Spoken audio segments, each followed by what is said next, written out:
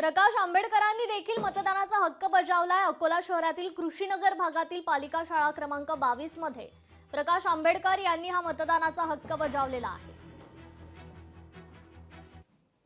यावेळेस या सर्व महानगरपालिकेच्या निवडणुका बघतोय ते भारतीय जनता पक्षाची दादागिरी 10 वर्षांनंतर मोडते असं दिसतंय।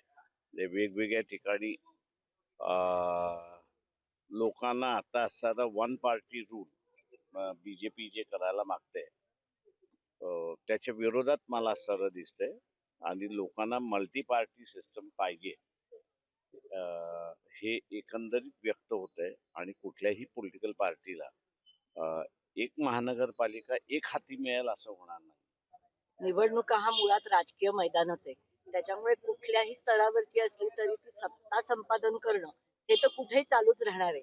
पण मला असं वाटतं की महानगराची इलेक्शन ही खरी जमिनीवरची लढाई आहे आणि त्यामुळे जमिनीवर उतरून काम करणाऱ्या उमेदवाराला जास्ती प्राधान्य लोक देतील।